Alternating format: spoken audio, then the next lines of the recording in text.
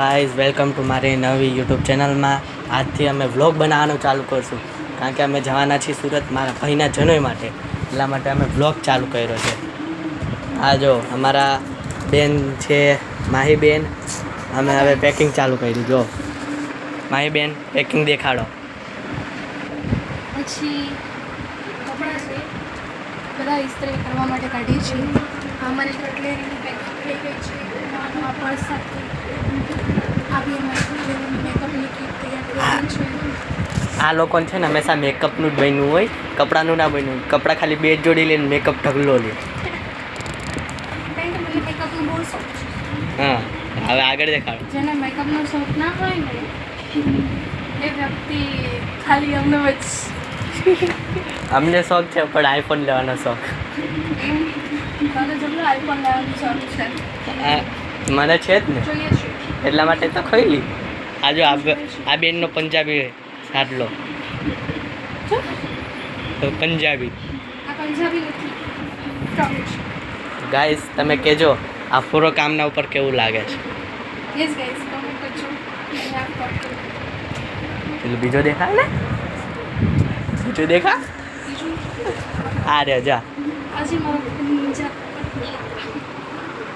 Guys, આના માટે એક સબસ્ક્રાઇબ કરી દેજો. તો ગાઈસ કમેન્ટ કરજો આ ડ્રેસ તમને કેવો લાગ્યો. તમારે તો હવે જો અમારી બેનમાં છે ને હવે ઇસ્ત્રી કરવા બેસી ગઈ છે, કારણ કે નવા કપડાં છે એટલે બેન મને ઇસ્ત્રી કરવું બહુ ગમે નહીં. હેલો ગાઈસ, કેમ છો બધા?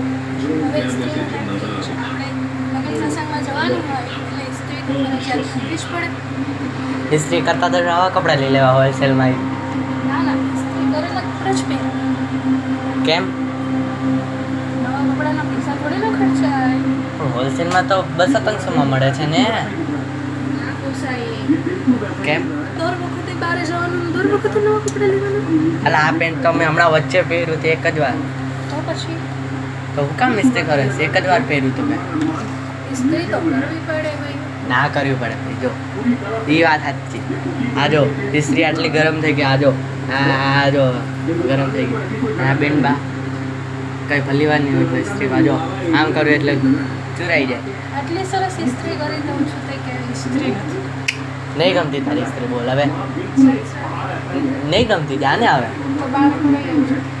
12-25 રૂપિયા લે. બોલ હવે.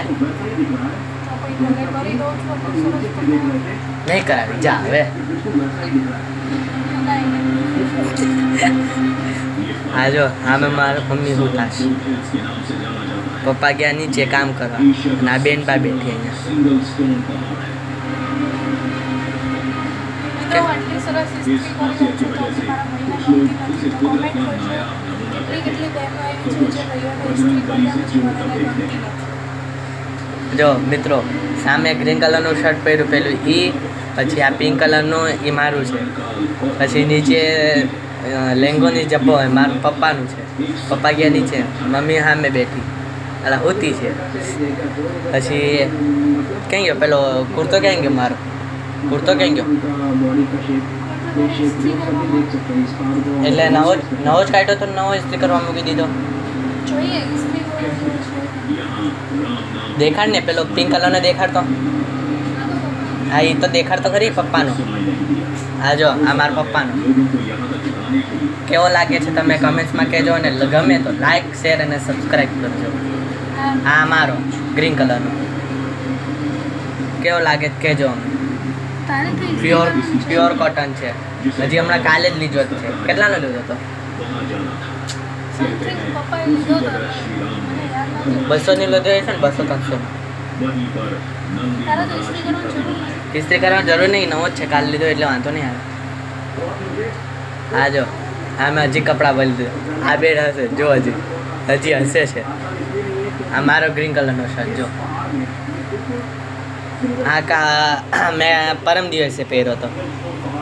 બહાર ગયા હતા ને અમે જમવા, ત્યારે અમે બહાર જમવા ગયા હતા ત્યારે પહેર્યો હતો.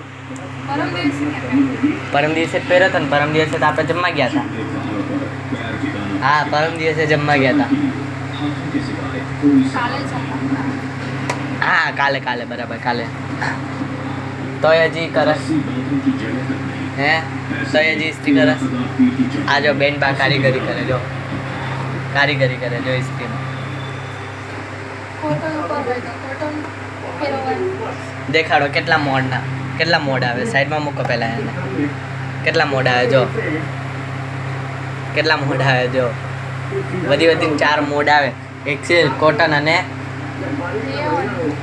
રેવન એટલે રેવન નાયલોન ને રેયોન એકદમ સિલ્કી કાપડ હોય. નાયલોન તો ઢોકળાનું નામ છે આહા બોલ હવે તારું માથું તો મારું માથું જ છે એટલે તો બોલું છું આ જો આ ઇસ્ત્રી આ કેટલા મોડા આવી જોઈએ યાર ગરમ થઈ જશે નીચે. અહીં નીચે તો બધું ગરમ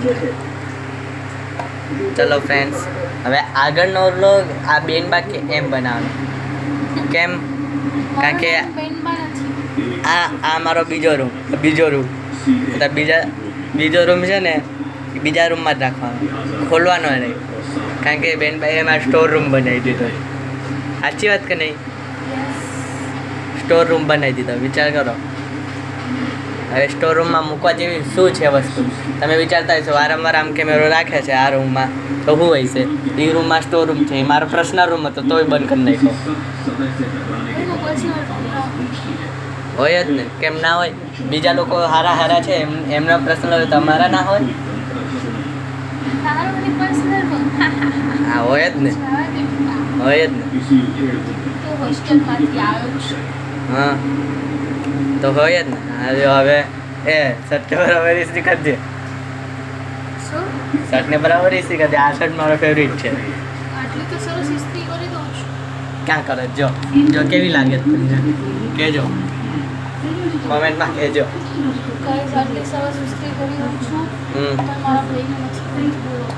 કાલે આપણે કેટલા વાગ્યાની બસ કરી છે એ આપણે મિત્રોને કાલે જણાવીશું આજે આજે જ જણાવવાનું હોય આજના બ્લોગમાં એટલે આજના બ્લોગમાં કાલે બસ પર બેસશું ત્યારે કહેશું હા આપણે બસમાં બેસીશું ત્યારે આપણે કહીશું મિત્રોને કે આપણે કોના ફંક્શનમાં જઈએ છીએ. એ તો મેં કહી દીધું ને મારી માસીના છોકરાના જઈએ છે એટલે મારો ભય જ થયો સરપ્રાઈઝ રાખવાનું હતું આપણા વ્યુઅર્સમાં. ને મેં કહી દીધું શું કહેવાય કહેવાનું હતું આપણે આપણા વ્યુઅર્સ માટે સરપ્રાઈઝ રાખવાનું. નહોતું રાખવાનું કહી દેવાનું હતું બોલ બીજું કે ચાલો મિત્રો આપણે કાલે મળીએ. હવે કાલે નહીં મળવાનું આજે જ મળવાનું કેમ કારણ કે આજે ટિકિટ બુક કરી છે ને અમે લેવા જવાના છે ટિકિટ કદાચ મમ્મી ને પપ્પા એકલા જાય કાં તો અમે બે જઈએ શું કેવું અમે પ્લાન બનાવ્યો છે કાલે બસમાં બેઠા છે ને આમ તમને બધાને કહેશું અમે શું કરવાના ત્યાં જઈને ને શું નહીં કરવાના સાચી વાત કે નહીં અમે અમારી પેકિંગ કરી દીધી છે બધા સાથે ઇસ્ત્રી કરીને પેકિંગ કરી નાખી પેકિંગ તો મેં ક્યાં નહીં કરી નાખી પણ મારો એક જે શેરવાનીવાળો શૂટ હતો એ ના લીધો એક શૂટ તો લઈ લીધો આ શૂટ ના લીધો મને બહુ ગમતો હતો પણ આ બેનભાઈ લીધો નહીં જો હશે છે જો હશે તમે કહો જો ગાઈસ ઘરના પ્રસંગ હોય તો જો માસીનો છોકરો એટલે આપણો ઘરનો પ્રસંગ થયો એમાં મારો ફેવરિટ વસ્તુ ના લીધી તો કેવું દુઃખ થાય તમે કોમેન્ટમાં કહેજો એ આપણા સગા માસી નથી. તો જે હોય પણ મૂળ માસી થાય છે સગા માસી કાલે અમે લગભગ 12:30ની બપોરની ટિકિટ કરી છે એટલે અમે નીકળી જશું એટલા માટે બાય હવે કાલના બ્લોગમાં મળશું બાય